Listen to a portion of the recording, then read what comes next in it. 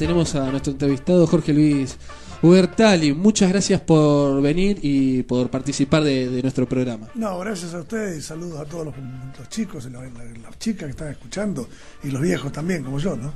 Pero bueno, veo que ustedes son todos jóvenes, así que me imagino que serán una audiencia de chicos. De jóvenes, pero tenemos lo nuestro también, ¿no? Sí, claro, sí. Los padres sobre todo, claro, los únicos que nos escuchan, los que dicen que nos quieren. Claro. Jorge, vos sos periodista, escritor, poeta, has atravesado, bueno, lo estábamos hablando fuera del aire, has atravesado muchas etapas en tu vida. Hoy nos trajiste un libro, el cual vamos a sortear, Descabalgando el tiempo, Memoria de vida. Memoria de vida, es memoria y memoria, subsume las dos cosas. Ahí está, memoria y memoria de vida. Memoria y memoria, porque la verdad que me morí bastantes veces. Bueno, viajaste, tuviste la posibilidad de viajar, sí, de participar del sandinismo, nos estabas contando, de participar de varios medios, de colaborar, siempre con un fin comunitario.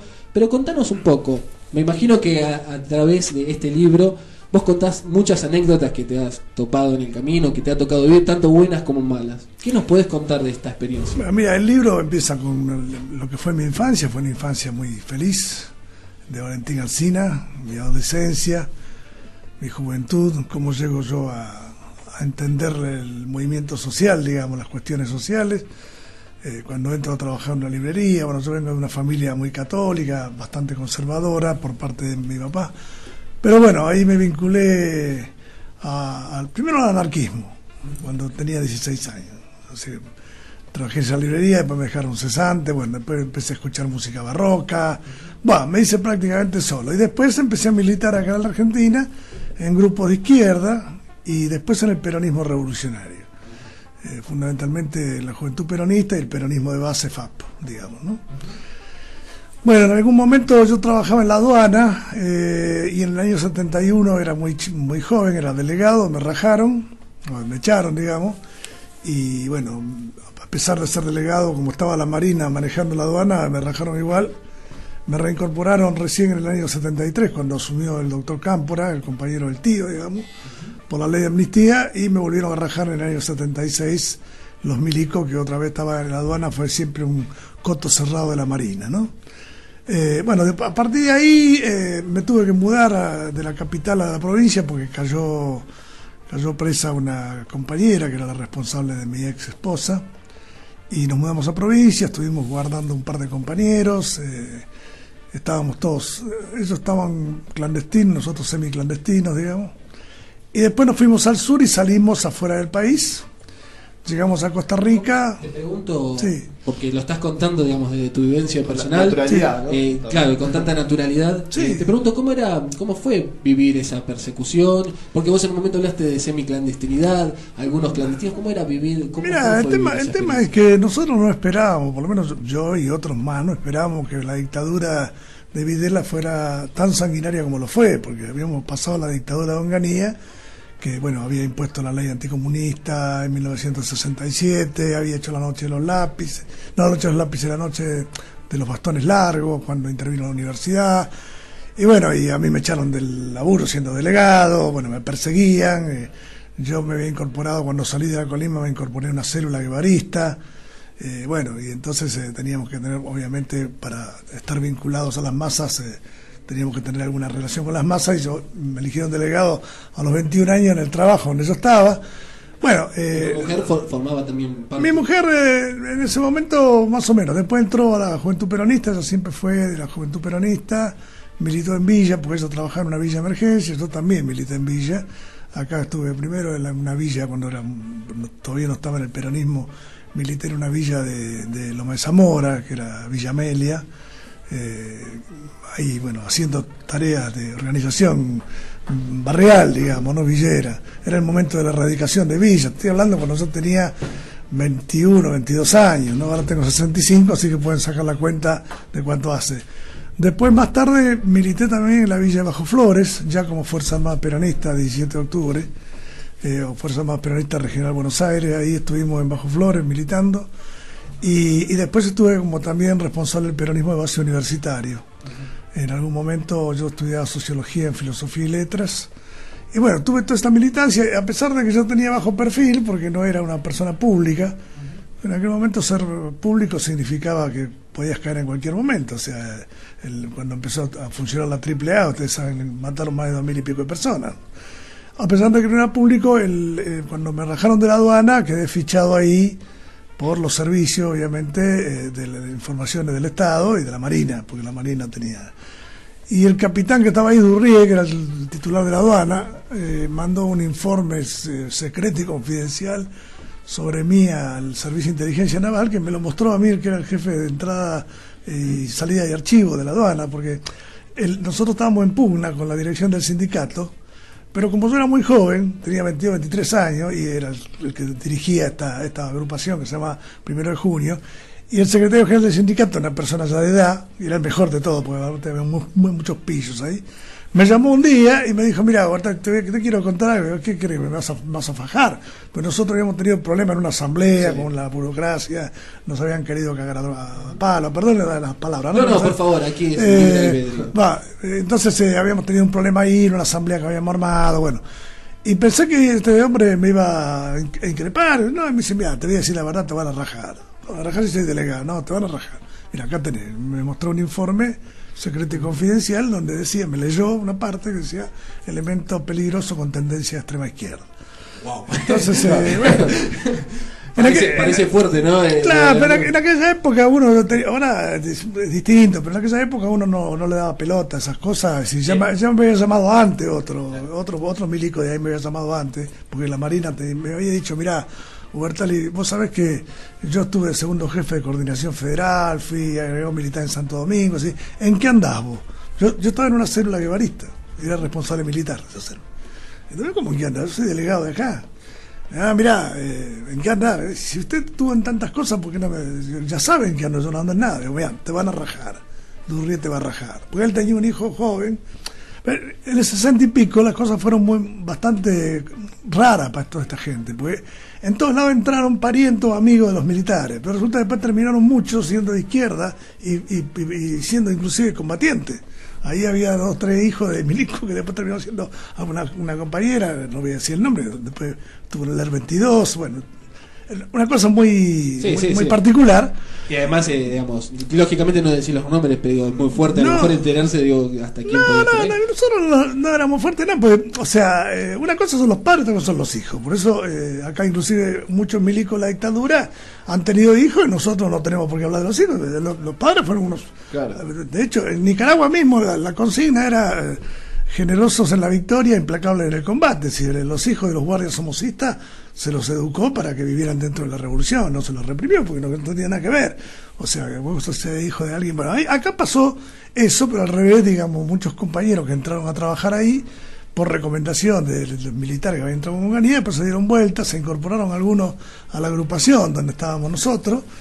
Y bueno, y entonces todo eso me valió a mí el raje de ahí y la fichada de ahí. ¿Cuándo te diste cuenta que te empezaban a perseguir, por decirlo de alguna manera? Digo, ¿cómo fue esa experiencia de empezar a notar que las cosas te cambiaban en lo cotidiano? No es que notábamos que nos iban a perseguir. Nosotros sabíamos, o sea, es más, el boletín de que nosotros sacábamos ahí en la aduana, que se llamaba Boletín de la Agrupación Principal 1 de Junio, era clandestino. O sea, nosotros lo distribuíamos clandestinamente porque no existían los sindicatos, ni el Onganía había prohibido todo eso. Más agrupaciones como la nuestra. Y en la aduana nunca se había producido nada de eso, porque la aduana es un antro donde hay bastante coima y negocio y cosas raras, digamos. Entonces, cuando aparecimos nosotros, como que había parecido algo raro ahí. Todo lo contrario. Claro, ¿viste? A nosotros no nos perseguían por chorro ni por coimero, nos perseguían por militantes revolucionarios, después se llamó subversivo. ¿Había mucha corrupción en esa época? Había corrupción, mirá, les cuento, salto un poco de época. Cuando a mí me reincorporaron en el año 73, mejor dicho, el contrato me lo hicieron a fines del 72, pues ya se sabía que Cámpora había ganado las elecciones, o iba a ganar, y entonces me reincorporaron por la ley de amnistía en el año 73. Y cuando estuve un tiempo ahí trabajando, cuando volví a trabajar, digamos, porque en el interín que me habían echado hasta el 73, estuve trabajando en otra empresa, armé un cuerpo de delegados, también me rajaron de esa empresa. Yo vivía armando cuerpo de delegado, militando, y eso tenía sus consecuencias, digamos, ¿no? Bueno, en ese momento, cuando yo me reincorporé, vino uno a decirme ahí, un segundo jefe que yo tenía ahí, a decirme que bueno, que yo había pasado una situación mala, que esto y que lo otro, que, bueno, ¿y qué queremos? Mira, el tema es así, acá hay un negocio así, está desde el jefe de la división hasta la ordenanza, bueno, no te preocupes, mira, yo no me preocupo, no, pero no tengas miedo, no pasa nada, acá puedes resarcirte todo lo que perdiste, mira, yo soy un militante popular, a mí me rajaron por cuestiones políticas y gremiales, entonces yo no voy a entrar en este tipo de cosas, no voy a estar en este tipo de estafa. No, pero mira que no, bueno, no me importa, ustedes hagan lo que quieran, yo no lo voy a cuestionar, el capitalismo es así, yo entiendo que el capitalismo es corrupción, no es que hay corrupción, es corrupción, el capitalismo es corrupción desde que nació, por lo tanto yo no voy a entrar, pero yo no voy a entrar en esto, no, macanudo, no hay problema. Al día siguiente habría un escritor, una serpiente de cascabel, una araña pollito, qué sé yo, entonces logré, a través de uno que yo conocía, me había hecho entrar a mí, que era un civil, que era de carrera en la aduana, que me dieron la comisión a Bariloche, porque se estaba abriendo el paso Puyehue. Yo le dije, mira, yo no puedo renunciar porque me muero de hambre, entonces necesito salir de acá porque me va a tirar por la ventana. Le conté, el tipo era honesto también, un gorila total, pero honesto. Entonces, aparte como yo había entrado por él, bueno, logró, porque tenía un cargo alto, que pasar por encima de los que estaban ahí y mandarme a Bariloche. Y estuve en Bariloche trabajando 2 meses, zafé de esa trampa, digamos, esa cuestión de esta coima, de todo lo que querían armar ahí, no voy a contar de qué se trataba, pues, es una cosa común ahí, ¿no? Estafa al Estado, ¿va? Y después en Bariloche también organicé un grupo de estibadores que trabajaban en el ferrocarril y bueno, sucedieron una serie de cosas cuando se dieron cuenta que estaba organizando de todo. Me metieron en el avión cuando terminó la comisión y empujaron el avión y lo soplaron para que llegara más pronto a Buenos Aires. Bueno, claro. Llegué a Buenos Aires y entonces, bueno, logré ir a otro lugar, a otra sección, trabajar ahí hasta que vino la dictadura y me rajaban la mierda. Claro, ¿y cuándo llega acá a Nicaragua o a América Central y empieza toda esta, en Nicaragua nosotros historia que desarrolla acá en el libro? Nosotros cuando nos rajamos, yo en el libro también cuento esto, por eso estoy hablando. No es, el libro es un libro amplio. Es de todo. Sí, no es solamente de Nicaragua, ni tampoco es la vida de un héroe, ni nada. Yo soy un antihéroe, como cualquiera, como muchos que pasamos por esa situación. No antihéroe, pero no soy un mártir de la causa revolucionaria. Creo que en esa época hubo muchos mártires, muchos héroes, muchos con bajo perfil. Y bueno, yo cuento, pues soy escritor y cuento lo mío, pero claro, hay otros que han pasado mejores cosas, otros peores, digamos, ¿no?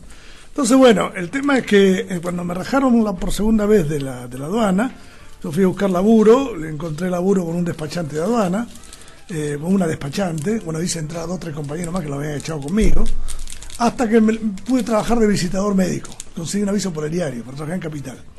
Bueno, empecé a trabajar de visitador médico, sé que después fue una patota buscarnos a todos nosotros ahí, ese lugar al lugar de la despachante, así que por suerte no había nadie, bueno, lo agarraba el cadete, le dieron unas trompadas al cadete, y yo una vez que había ido a visitar a los compañeros, a 2 cuadras antes, me encontré con alguien de ahí, me dijo, no vaya porque vino la patota hace 3 o 4 días, estaba buscando a vos, a Pancho, a Jacinto, a todos los que estaban ahí.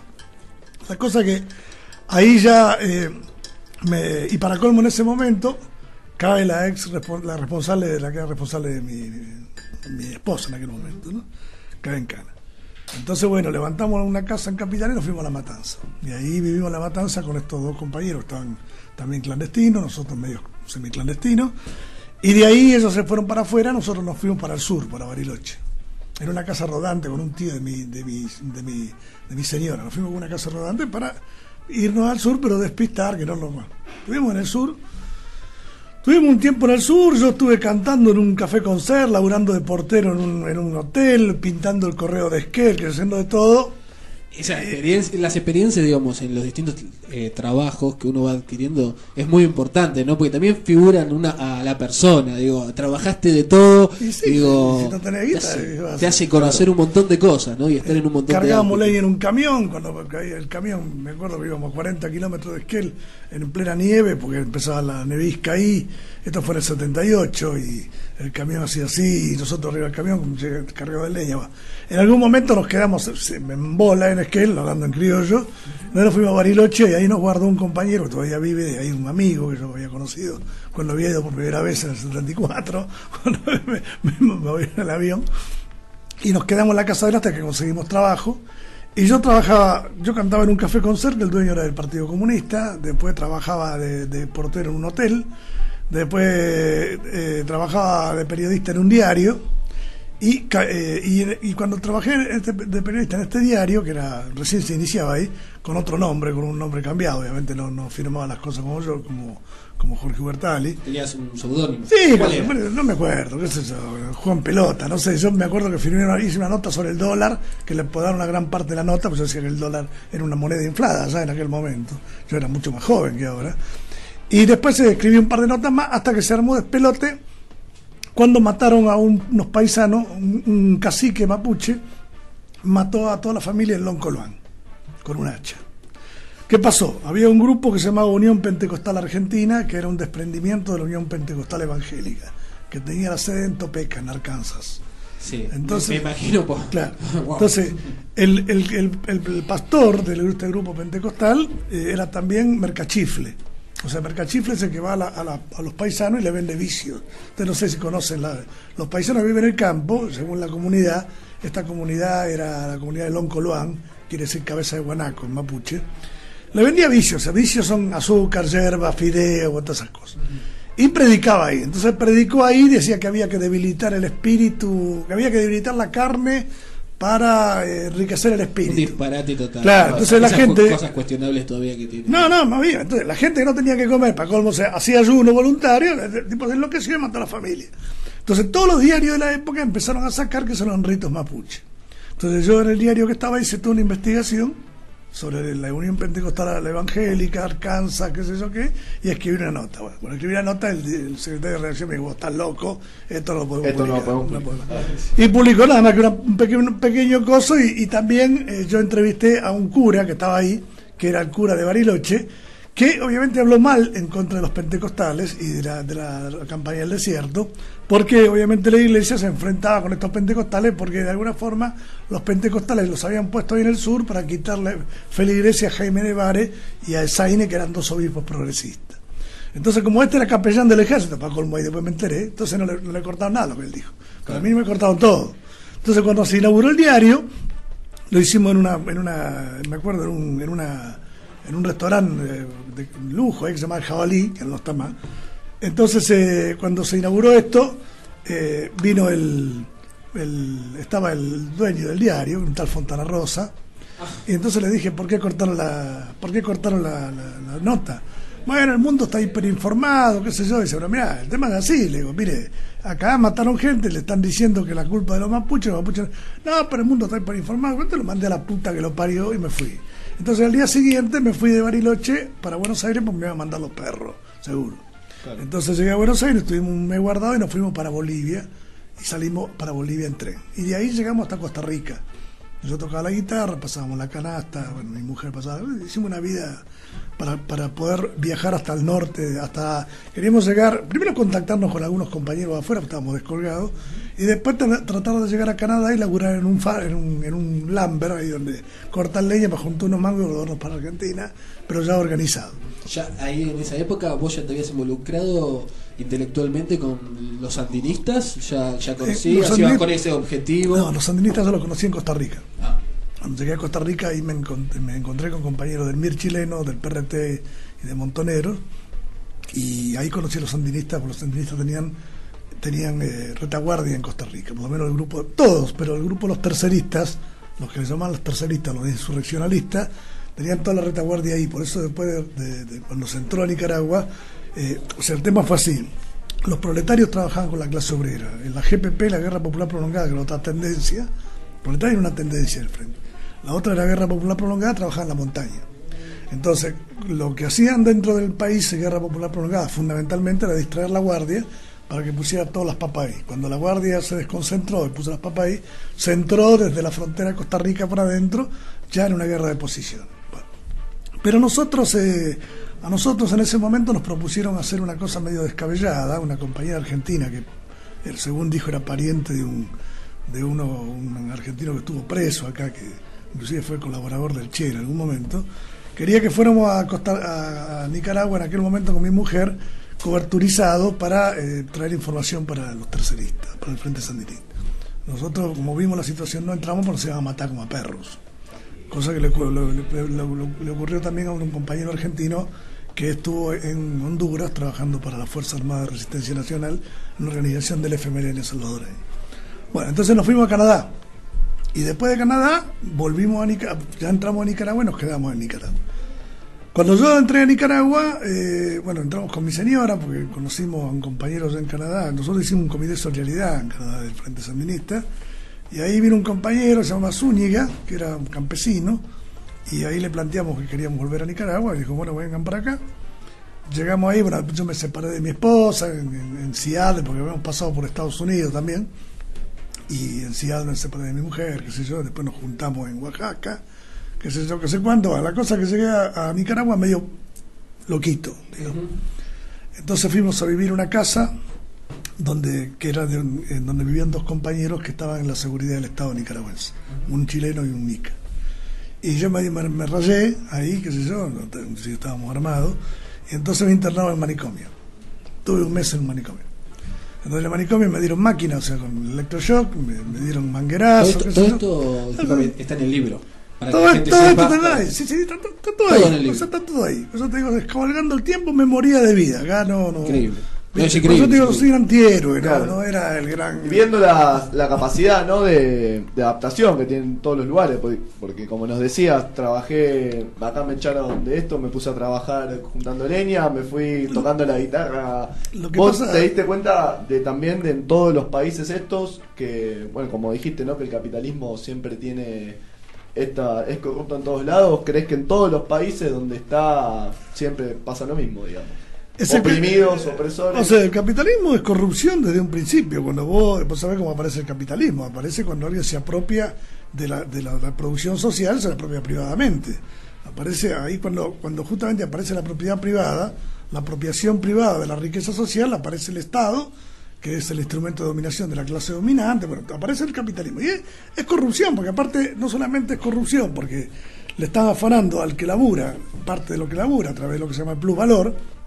Ya inclusive a partir de la conquista de América no se estudia eso, porque cuando se estudia, cuando vos estudias el capital, que yo lo estudié, se estudia en la sociedad europea. Claro. Se habla Marx descubre la ley del valor tanto en la producción y que se realiza en la circulación. Claro, la revolución industrial. Claro, pero antes de eso también había producción. Pero lo que pasa es que la producción era esclavista. O sea, vos acá en América Latina, todo el oro que se acumuló en Europa para financiar la revolución industrial, ¿de dónde salió? Y la plata salió de acá, de Bolivia, de Perú, de Indonesia, ¿entendés? Entonces, hasta ese momento la economía política burguesa no hablaba de la producción, hablaba de la circulación. Por eso lo primero que aparece es el capital comercial.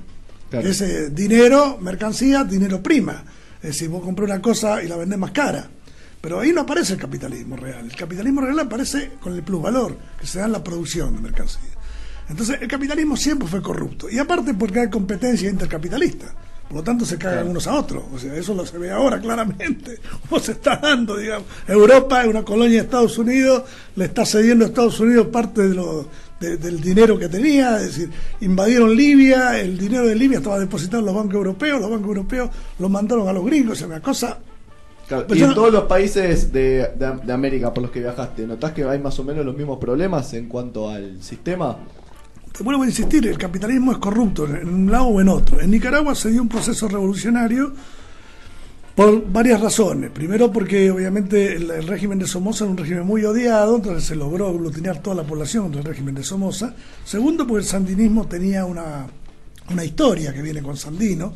Sandino se levanta contra la soldadesca norteamericana en 1926 cuando viene de México a Nicaragua, funda en el 27, en septiembre del 27, funda el Ejército Defensor de la Soberanía de Nicaragua y combate a los yanquis con un ejército de desarrapados, de campesinos, lo combate hasta el año 34 cuando los yanquis se van. Y a partir de ahí Sandino es traicionado por Sacasa y por Somoza García, que fue el que fundó la Guardia Nacional. Lo matan a Sandino, a los generales Estrada y Humansor, a hermano de él, y a partir de ahí empieza toda la historia del sandinismo, porque el Frente Sandinista toma el nombre de Sandino. Claro. Entonces hay toda una historia de resistencia a la soldadesca yanqui, que daría para hablar 3 programas. Las cosas que ha pasado en Nicaragua por la intervención extranjera son atroces, porque desde que llegó Pedraria a Nicaragua, y descubrió, entre comillas, Nicaragua, se pensó en ligar los 2 océanos por ahí. Porque obviamente Nicaragua tiene una parte que es el lago de el lago Cocibolca, el gran lago de Nicaragua, donde se puede hacer un canal ahí. Entonces, por esa causa se pelearon los ingleses con los yanquis, y los nicas fueron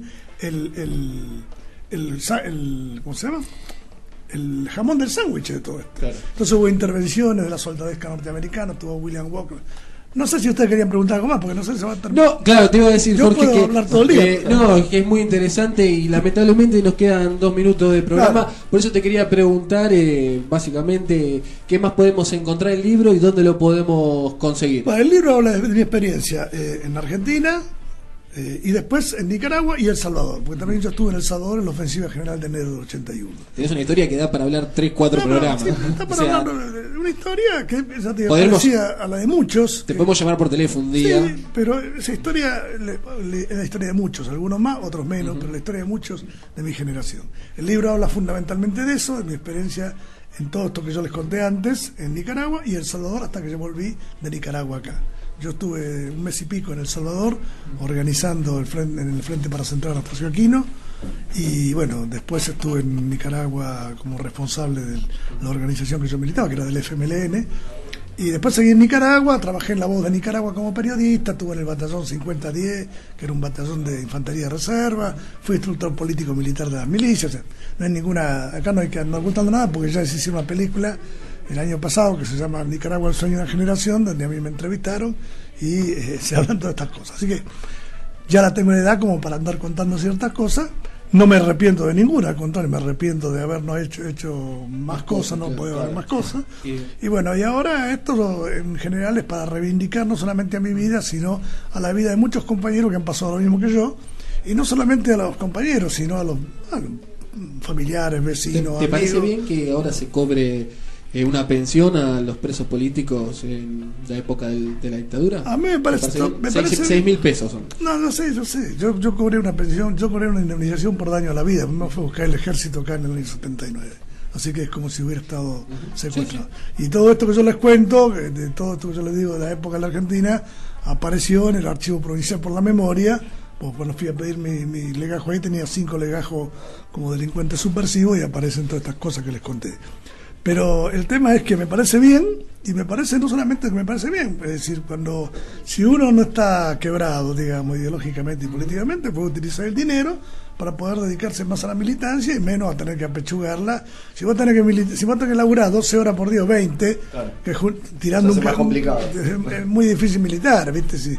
Y en cambio, si vos tenés con qué retaguardia, con qué bancarte, bueno, después cada uno con la guitarra lo que quiera, claro, que si uno se irá a Miami, que si quiere, no sé, cada cual.